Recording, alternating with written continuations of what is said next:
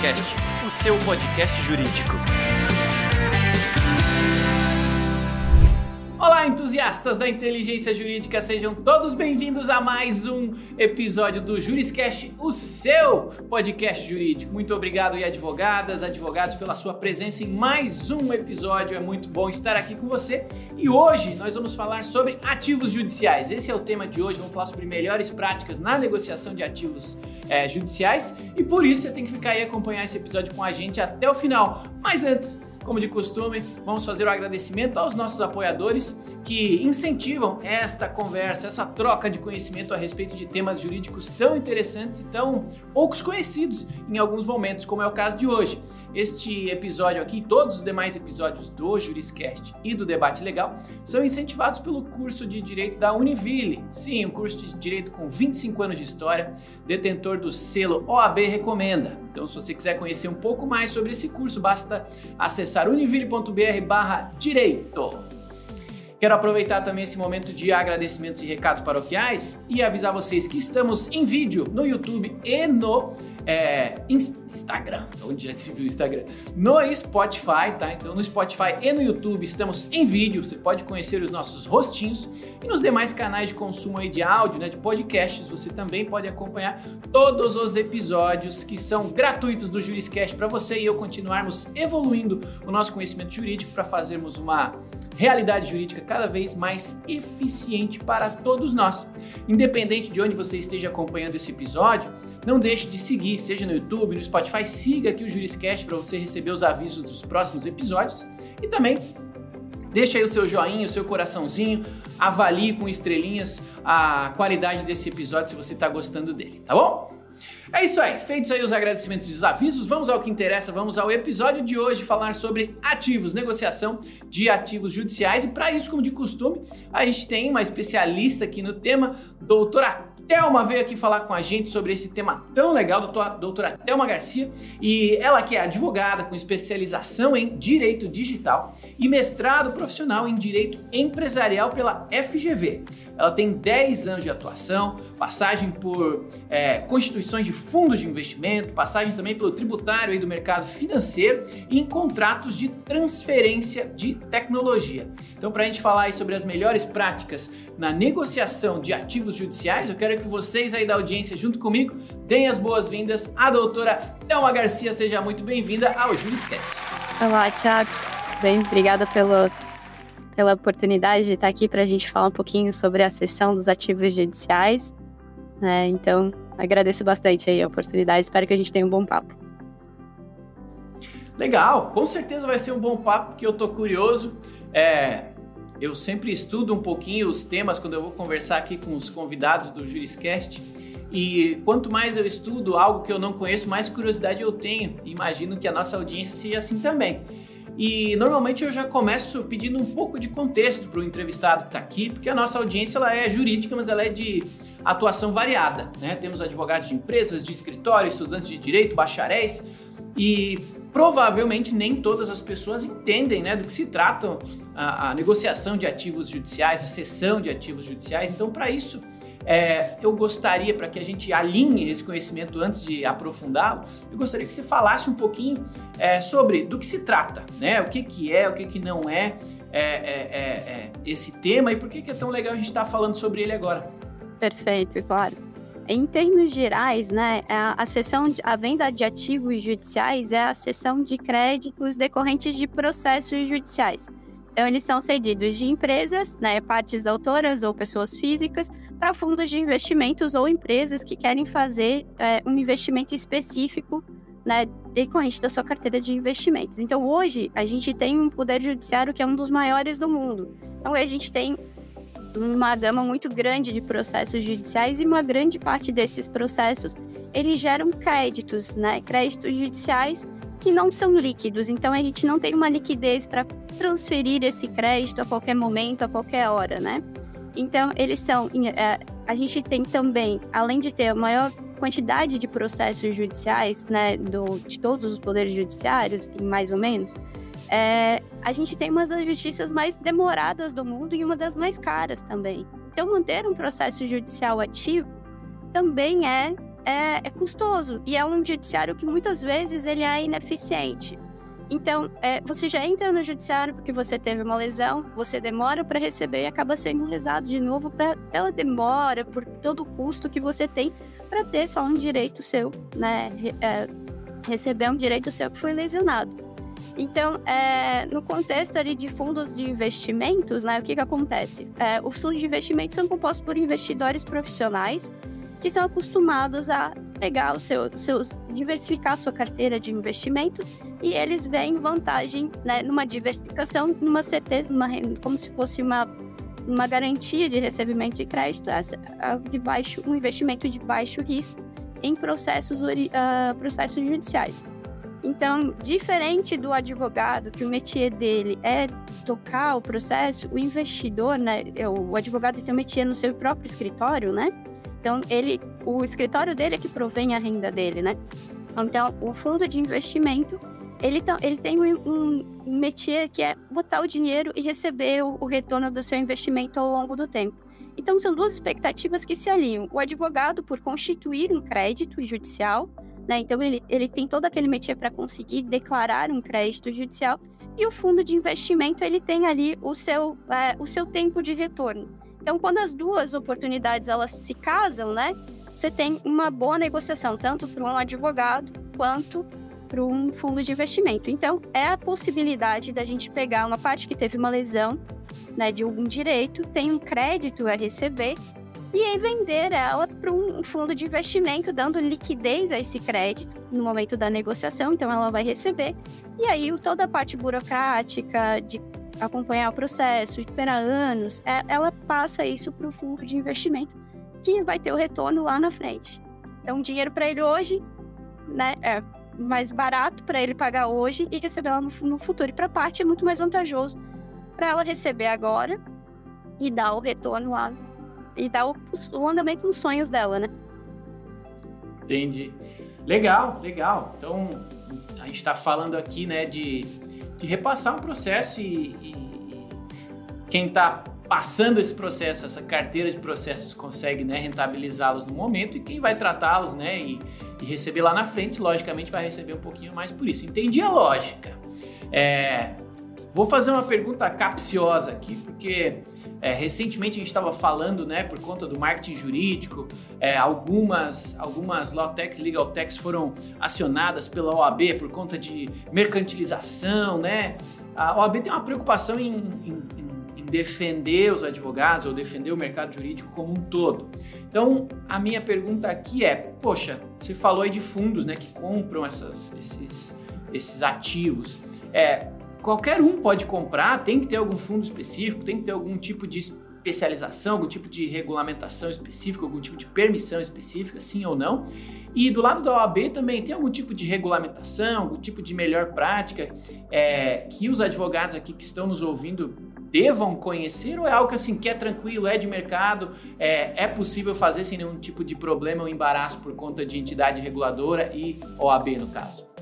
Sim, quando a gente fala da cessão de crédito, a gente está falando de um instrumento jurídico específico regulamentado pelo Código Civil. Então, é uma operação que ela, apesar de não ser um título de crédito, né, ele é um título judicial, muitas vezes, ou ainda é uma expectativa de direito, é um direito creditório, né, que a gente chama, ela é uma operação regulada. Então, a gente já teve várias manifestações dos superiores e do Supremo quanto à regularidade da cessão de crédito. Então, ela é uma operação totalmente lícita, ela é uma operação que já está sedimentada no mercado e ela é uma operação que é tranquila, as partes conhecem bem o processo. Quando a parte chega ou ela é abordada por um intermediador, já deixa claro o processo.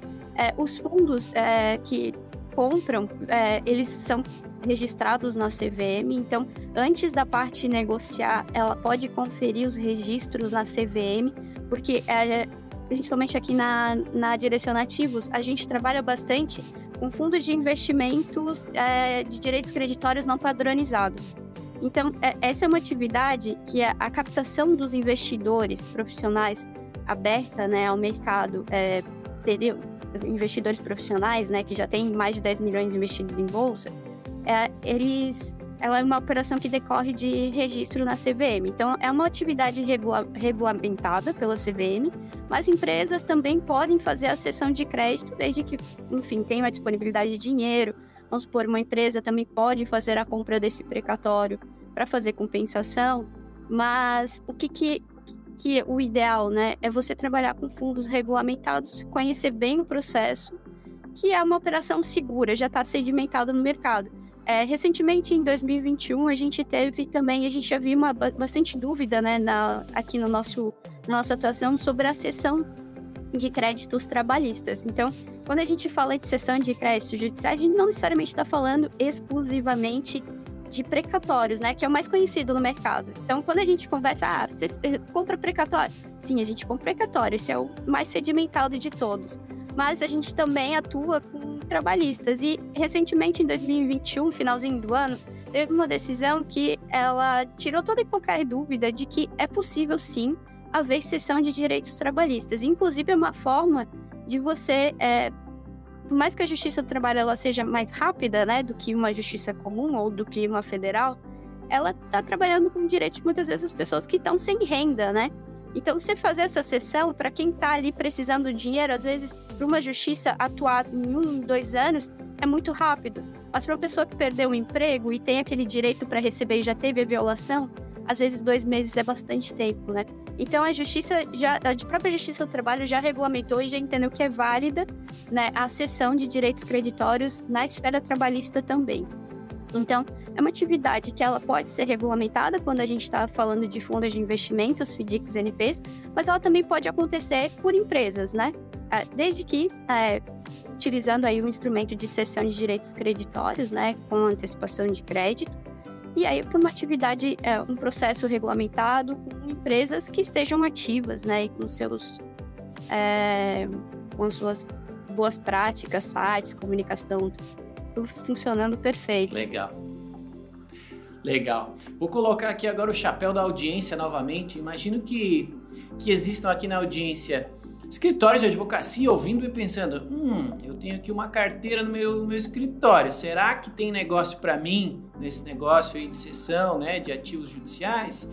E com certeza tem outro grupo de ouvintes que está pensando, legal, gostei, eu tenho dinheiro, será que eu posso, né, comprar, será que eu posso, né, fazer negócio com isso, com esse tipo de cessão, né, compra dessa cessão?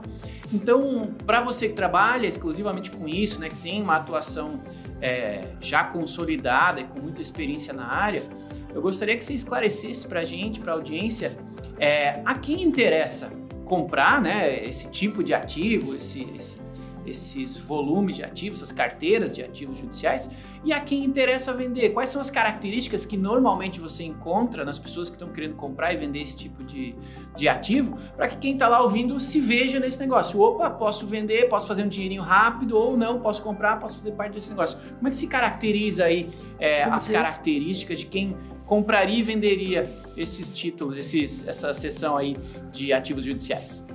Perfeito. Eu vou trabalhar primeiro então aqui com quem compra, né?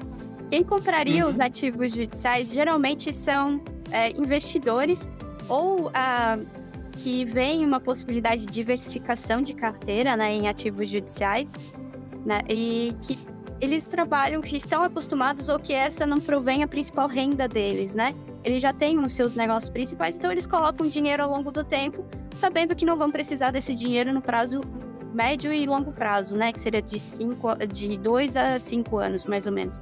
Ou 10 anos, se a gente estiver falando de algum precatório. Então, isso é interessante para quem quer diversificar a carteira, já estou tranquilo. Ou então, sou um investidor profissional, já invisto em bolsa, já invisto em FDICs. Então, ele investe num FDIC e aí o FDIC vai fazer toda essa gestão de ativos, né, judiciais. Né? Para ele é interessante por quê? Porque quando a gente fala de ação judicial, a gente está falando de um risco baixo e risco médio, mais ou menos, né? Dependendo da ação judicial que a gente está falando. Mas, via de regra, para o investidor é atrativo algumas ações cíveis e indenizatórias que já tenham decisões consolidadas no mercado.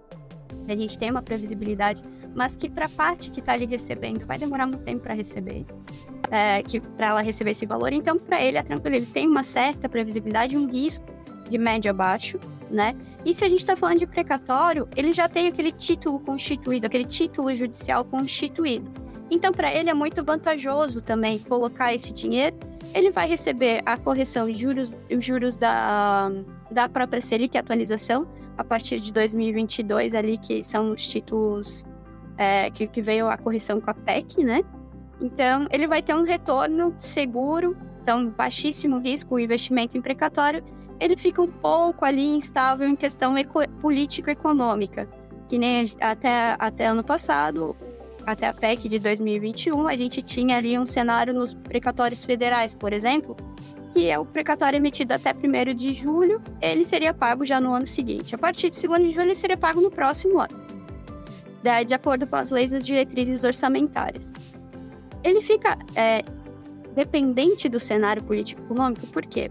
Com a pandemia, guerra, o cenário externo, né, acabou ocasionando a PEC. E aí a PEC trouxe um limite de pagamento, e aí a possibilidade desse fracionamento de em torno de 10 anos, no que exceder, né, os valores ali determinados pela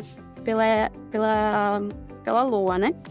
Então, para ele, é muito mais... Ele sabe que ele vai receber, ele vai continuar recebendo juros por isso, né, dentro da Selic, né? Daí a gente já tem uma manifestação ali do STF dizendo que Selic e juros, ela já comporta um pouco da taxa de juros, né? Então ela vai corrigir pela Selic. E para ele é bem atrativo. Então ele está diversificando, ele tem certeza que ele vai receber e ele pode correr riscos em outros investimentos. Então ali ele tem como se fosse uma renda fixa, né? Um pouquinho mais estável que a renda fixa, mas ele tem aquela segurança daquele retorno de investimento. Se ele for investir, ele pode compor, inclusive, uma carteira. Quero investir em ativos judiciais. Então, ele pega um pouco de ação civil, por exemplo, indenizatórias, ele vai ter um risco maior de crédito. Então, ele dilui esse crédito em mais ações, por umas 20 ações. Então, se ele eventualmente perde uma, ganha outra, é muito mais vantajoso para ele perder, por exemplo, do que o escritório, que às vezes ele tem uma ação grande, e aí ele vai... Aquela ação que ele perde seria muito tempo de investimento que ele teve, risco, custo que ele teve. Então, passar isso para o fundo de investimento ou para o investidor é mais vantajoso nesse sentido. Por quê? Ele consegue diluir dentro da carteira. Ele consegue fazer como se fosse uma política de hedge, né? Vamos fazer uma alusão aqui ao mercado financeiro. Então, ele consegue mesclar precatório, dando segurança, ele consegue colocar ação civil, o que torna o investimento atrativo, né, pela sua composição. Então isso para fundos de investimento. Empresas também podem fazer a compra, vamos supor, se você tem um débito com o Estado, você também pode comprar um precatório. Existem regras, né, em questão de quantidade de principal e juros, que devem estar mais ou menos na mesma proporção para compensação, mas você também pode comprar um precatório de uma pessoa, um crédito alimentar de um pensionista do INSS que teve uma dificuldade salarial muito grande, e para ele vai fazer muito sentido vender porque ele está precisando, está com dívida, ou ele quer realizar um sonho, ou ele já está com uma idade mais avançada. Se for um precatório do Estado de São Paulo, hoje o Estado de São Paulo, eu acredito que ele está pagando o ano de 2007, 2008. Então a gente está falando de muito tempo de atraso. A pessoa que teve 5 anos, mais ou menos, de um processo judicial para saber que tinha direito, ou para ter reconhecido um direito de uma diferença salarial, ela ainda vai, depois de feito o precatório, decidiu, liquidou os valores, protocolou o precatório, e no Estado de São Paulo ele está pagando em torno de 2008 ainda. Então, de 2008 para cá, quase ninguém recebeu. Então, é muito vantajoso para ele vender, porque ele tem, sei lá, uns 12 a 15 anos aí para receber esses valores, né? E constantemente é postergado, né? Então vale muito a pena. E aí, vendo sobre a ótica aí do advogado e da parte, então, se o escritório ele tem uma ação, vamos supor, um precatório do Estado de São Paulo, que vai levar 12 anos para receber já, depois de protocolado, ele teve ainda todo o custo para manter aquele processo até até a constituição daquele direito, né? Então, para ele é muito vantajoso, porque ele vai ter que manter sistema, ele tem que manter equipe para cuidar daquele processo, porque eventualmente pode ter uma decisão.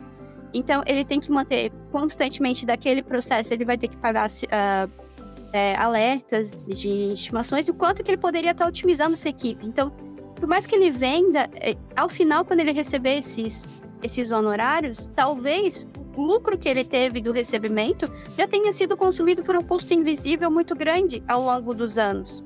Né? Gestão de escritório, aluguel, secretária, estagiário, advogado. Então, tudo isso vai gerando um custo, né? Que é um custo invisível, né? Quando a gente recebe. Mas que ele gerou e ele poderia ter antecipado esses valores, ter antecipado uns 12 anos ali do seu precatório. E ele pode investir, otimizar essa equipe que está ali só fazendo a manutenção do sistema, porque está captando novos clientes e tirando que, por exemplo, quando demora muito tempo a pagar, o cliente, pro advogado, ele já começa a ligar. Poxa, mas meu vizinho já recebeu o precatório. Meu amigo, aqui ele já recebeu, por que eu não estou recebendo? Disseram que tem advogado que está recebendo no lugar do seu cliente. Então, assim, isso... Toda a parte, o advogado, ele não pode fazer o marketing dele, né, como uma empresa, uma startup, né? Então, esse tem os limites éticos da OAB. Então, ele trabalha muito com a credibilidade dele. Então, o cliente, para ele, é atrativo enquanto o cliente está ganhando. Então, ele ganhou, ali ele está no ápice da atuação dele. Ele ganhou o direito, poxa, esse advogado é muito bom, ele ganhou meu direito. A partir dali, pro advogado, ele começa... Tá demorando. E aí ele começa a ligar. Mas, poxa, será que se tu ligar pro juiz, tu não vai conseguir receber meu precatório antes? Então, isso acaba que tira um pouco da... Não vou dizer que tira da credibilidade, mas acaba trazendo mais trabalho pro advogado em fazer a manutenção desses clientes, né? E, de alguma forma, poxa, mas ele levou 12 anos para receber. Nunca é o Estado, é sempre o advogado que vai ser o mensageiro da informação. Então, ele tira, vendendo para ele consegue otimizar essa equipe, tira todo esse custo invisível que ele tem. Ele pode trazer para essa carteira, vamos supor, que ele tenha 10 precatórios. Desses 10 precatórios, ele traga 10 processos vantajosos para ele, vale muito a pena. Então, se a gente está vendo um advogado, ele tem ali uma carteira de processos judiciais. Então, ele vai separar ali, ele vai classificar. Poxa, essa carteira de processos... Eu ainda estou trabalhando numa tese que vai ser bem legal e vai me trazer bastante credibilidade para mim no mercado. Eu vou conseguir bastante cliente. Então, teses boas que não vale a pena para ele ceder. Então, não, mas essa carteira aqui, eu tenho uma carteira previdenciária, não é bem meu métier, ou então já estou esperando há muito tempo para receber esses honorários. Vale a pena ceder? Vale a pena você ceder, porque você vai tirar esse custo invisível, né?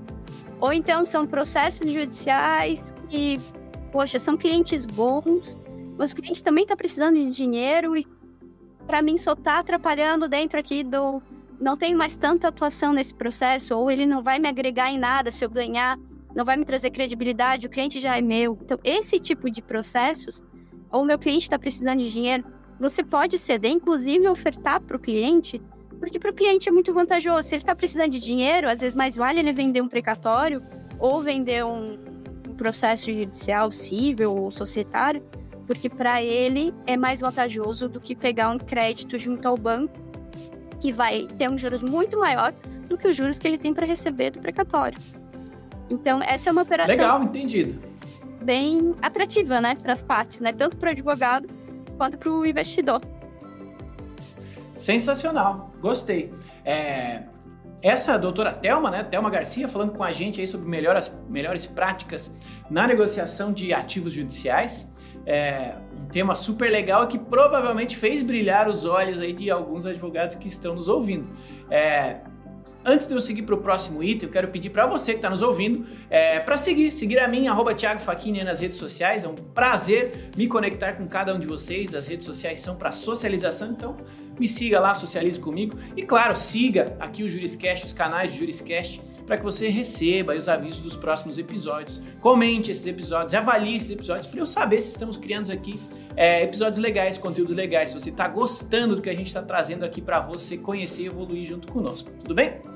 Bom, Thelma, eu fiquei com uma dúvida agora. Você falou, né? Investidores compram, os advogados podem vender, o próprio cliente final, né? O próprio consumidor pode vender. Beleza, mas eu entendi que você, né, doutora Thelma, através da sua empresa, aí, Direcionativos, ou vocês são um fundo, ou vocês são um intermediador, mas vocês compram esse tipo de causas. É isso mesmo? Entendi certo? Isso. A gente trabalha aqui na Direcionativos, a gente trabalha com a intermediação do crédito, então a gente tem fundos, a gente trabalha com vários fundos que já são conhecido, já tem um processo sedimentado, não vão gerar nenhum tipo de dúvidas ou instabilidade para a parte que vai vender, né, o seu crédito, ou para a parte que quer investir. A gente também consegue dar essa segurança, a gente deixa muito claro para o investidor o nosso processo e muito claro para a parte que está vendendo o seu crédito, né? Como é que eles funcionam. Todos os nossos fundos hoje que a gente trabalha são regulamentados, possuem esteiras ativas, todos eles com a CVM certinha, tudo regulamentado, ativo e funcionando assim. Então a gente tem um processo muito claro. Quando a gente compra, a gente já entra em contato, a gente já diz todas as etapas do processo, em quanto tempo que a parte vai receber. Então, é um processo bem claro e tranquilo aqui dentro da empresa. Então, a gente trabalha hoje, né, dentro da direção ativos, com ações cíveis, né, ações que tenham algum valor crédito judicial a receber que seja disponível, né, e ações trabalhistas e precatórios, né, e precatórios no contexto geral, que esse é o que o mercado mais está acostumado, né, a vender. Legal. Você até adiantou outras perguntas, outras dúvidas que eu tenho aqui, porque eu tô me imaginando, né? Pô, eu já tô me vendo aqui, pô, posso ganhar o dinheirinho junto com a direção ativa, sim ou não, Bem, acelerar um recebimento, né? Já tô pensando. Mas, né, novamente, me colocando aqui no papel da audiência. Então, com certeza, a audiência se colocando nessa posição de imaginar, deve estar se perguntando duas coisas. Uma você já meio que adiantou, né? Que é, poxa, quem que eu busco, né? Que características um parceiro confiável precisa ter? Em quem que eu posso confiar? Porque não é assim, vou vender para qualquer um, né? Que garantia eu vou ter que vai dar tudo certo, que o meu cliente lá na ponta vai ser atendido, que eu não vou ter nenhum problema, nenhum dilema ético com o meu cliente, né? Então, queria lhe perguntar primeiro, com relação a isso, assim, que características olhar quando você for pensar em vender sua carteira, for pensar em repassar, né, esses ativos que você tem à sua disposição, o que você considera relevante que essa pessoa avalie antes de fazer esse repasse, se teria ou não, ou qual é a melhor forma de tratar eventuais dilemas éticos. E um pouquinho você falou também sobre quais tipos de ativos que você, direciona ativos, tem interesse, né? Até para filtrar a galera que está nos ouvindo, para eles já se verem, pô, se eu tiver processos ou uma carteira com essas características, eu vou lá falar com a direciona ativos que está tranquilo. Mas por fora disso, talvez não seja legal, não seja o foco da direciona ativa. Então, fiz uma pergunta com várias perguntas, mas tentando fatiá-las. O que avaliar para considerar um bom parceiro, uma boa referência para vender os meus ativos se eu quiser vender?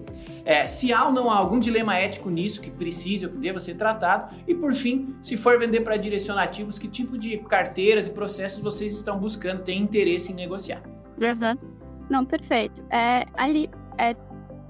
Empresas, né, para a parte, o que seria atrativo vender? Processos que hoje, por exemplo, hoje a gente não trabalha na direciona ativos com direitos que não estão judicializados, né? Então, essa é uma função do advogado e a gente respeita muito isso e a gente quer, né, sempre ter o advogado perto do nosso lado.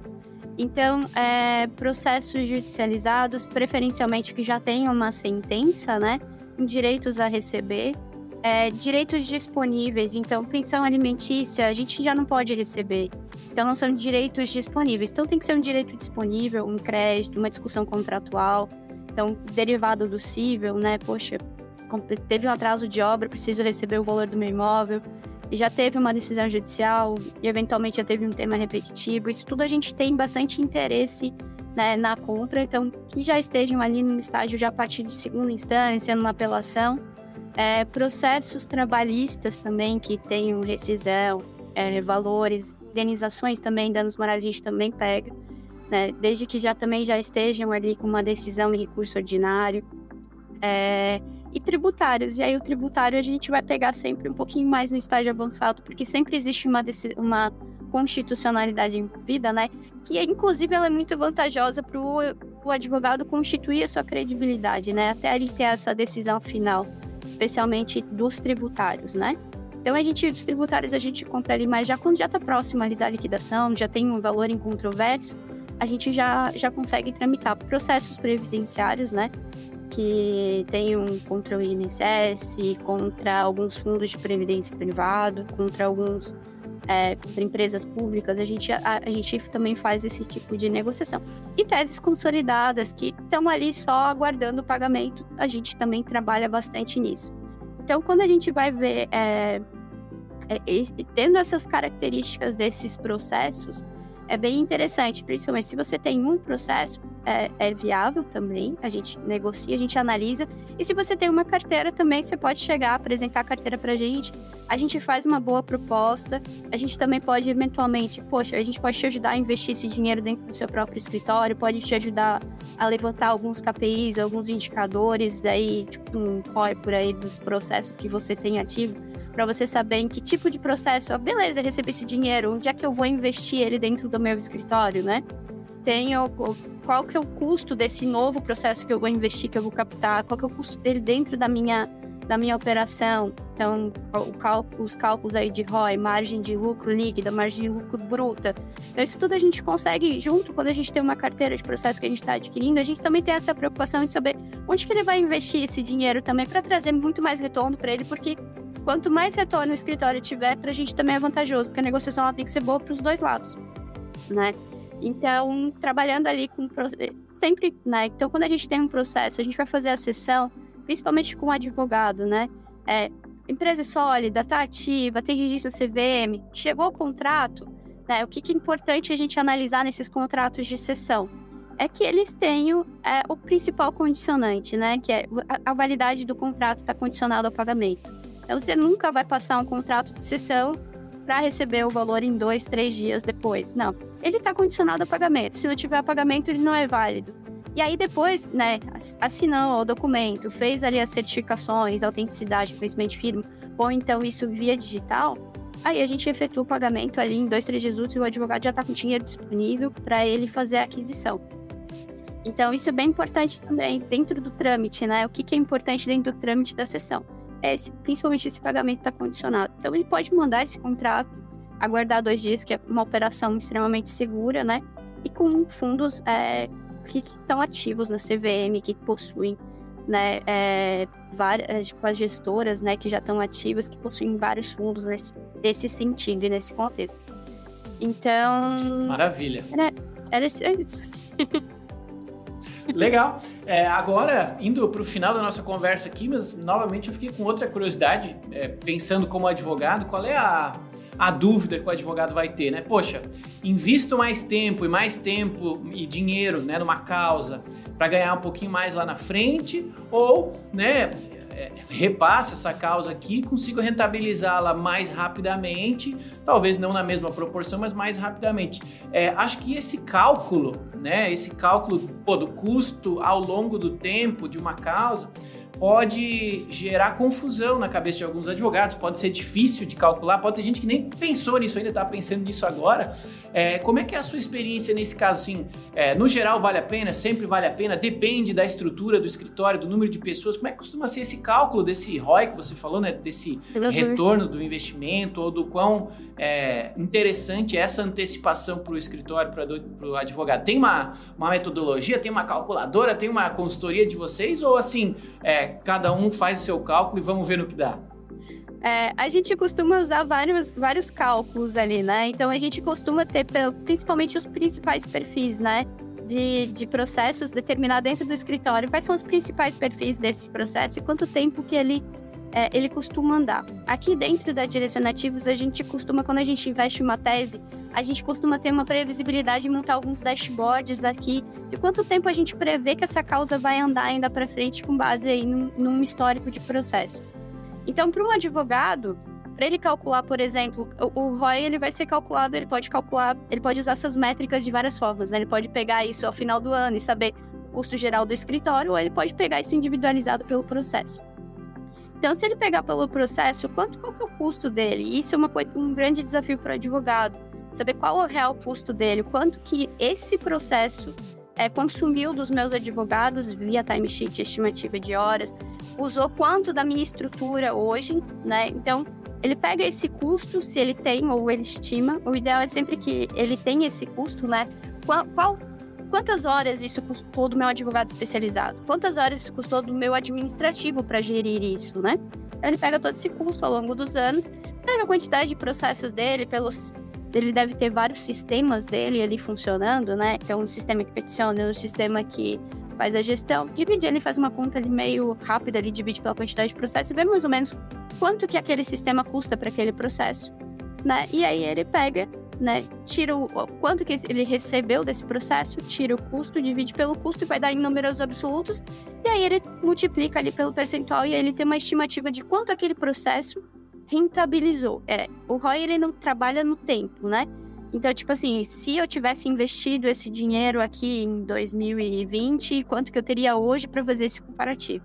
Mas ele consegue ter uma noção de quanto que aquele ativo rendeu para ele. E aí, se ele consegue fazer essas estimativas, principalmente para saber onde realocar esse dinheiro, né? Então, para saber se vale a pena vender ou não, ele precisa saber muito bem onde que ele vai investir. Se ele não sabe ainda muito bem onde investir, a gente consegue ajustar ele para que ele consiga, né, ter novos clientes ali, né? Ou onde direcionar o custo dele. Mas a gente faz ali uma estimativa a gente acaba projetando, né? O quanto que esse valor que você recebe hoje, com o seu ROI de outros processos, se você investir, o quanto que você teria ele no mesmo período que você receberia esse processo. Via de regra, ele é muito mais vantajoso. Então, a gente acaba fazendo mais caso a caso, né? Mas a gente consegue fazer esses comparativos, principalmente se, eventualmente, ele está precisando de capital de giro, que escritório também precisa, assim, o advogado, ele trabalha muito como horista, né? Então, ele vende as suas horas, só que as horas são limitadas, né? Então, ele também tem uma certa dificuldade, ele é muito bom no problema do cliente, mas às vezes olhando a própria gestão interna do seu escritório, ele pensa que, né, meu Deus, é agora. Então, trazendo esses indicadores, facilita bastante para saber onde que ele consegue investir, né?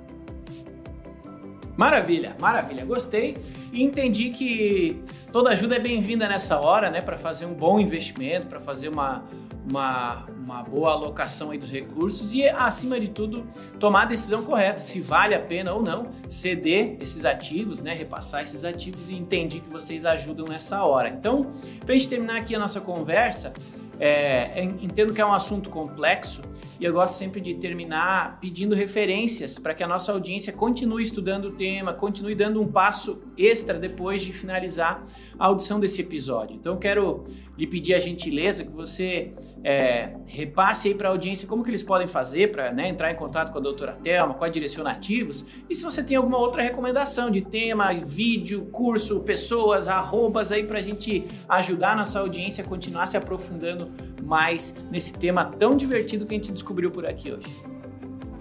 Perfeito, Thiago. Eu trouxe, assim, a Direcionativos, ela é uma empresa, ela tá nas mídias sociais, é só nos chamar no WhatsApp. A gente ali vai atender por e-mail, nosso site. Então, a gente atende ali, bate um papo legal com um advogado. Eu trouxe também outras referências, né? Então, muitas coisas a gente traz ali, o próprio site da CVM já vai trazer um indicativo na hora de fundos, né, que estão ali, se estão bons, como é que está a alocação desse fundo, inclusive a CVM traz essa informação. Então, mas eu também trouxe 3 referências aqui de livros, né? Um seria mais voltado para o mercado de fundos de investimentos, para ter a segurança da operação, né, de como é que é regulamentado, que é Fundo de Investimentos do Roberto Calado, e também trouxe aqui Gestão Eficiente de Escritório de Advocacia, do Mário Ezequiel. Seria uma boa indicação aí para a gente trabalhar os 2 temas, né? Como você gerir e como, né, otimizar a sua equipe. E aí fica a possibilidade da cessão de crédito como uma renda alternativa e mais imediata para poder alavancar alguma operação ou, inclusive, captar novos clientes. Maravilha, meus amigos! Esta é a doutora Thelma Garcia, nos ajudando a entender e nos aprofundarmos um pouquinho mais sobre esse tema tão legal aí de trabalhar com as melhores práticas, né, na cessão aí de ativos judiciais, né, no repasse de ativos judiciais. Adorei a conversa, lhe agradeço muito pelo seu tempo, pela sua presença e pelo compartilhamento de tanto conteúdo legal aqui. Muito obrigado, doutora. Eu que agradeço, Thiago. Muito obrigada. Obrigado também a você, meu amigo, minha amiga advogada, que nos acompanhou aqui por mais um episódio do Juriscast. Muito obrigado mesmo pela constante presença de cada um de vocês aqui, que nos fizeram aí passar da marca de 200 mil ouvidas aqui das dezenas aí de episódios do JurisCast. Muito obrigado por essa companhia tão carinhosa e tão constante que vocês sempre proporcionam pra gente, tá? Não deixem de acompanhar, toda quinta-feira tem um novo episódio do JurisCast saindo aí pra vocês, então acompanhem, tem sempre um tema jurídico diferente aparecendo aqui pra gente assistir, pra gente ouvir e, acima de tudo, aprender juntos e, claro, continuar evoluindo aí a nossa rotina jurídica. Quando a gente compartilha o nosso conhecimento, a gente multiplica ele. Então, siga acompanhando, siga os canais aí de disposição de áudio do JurisCast, me siga lá nas redes sociais também, @Thiago Facchini, e nos vemos no próximo episódio, quinta-feira que vem, no próximo episódio do JurisCast, o seu podcast jurídico. Até esse próximo episódio, um abraço e tchau! Você ouviu o JurisCast, produção e oferecimento ProJuris, plataforma de inteligência legal, líder no desenvolvimento de software para departamentos jurídicos e escritórios de advocacia, powered by Softplan. Conheça mais em projuris.com.br.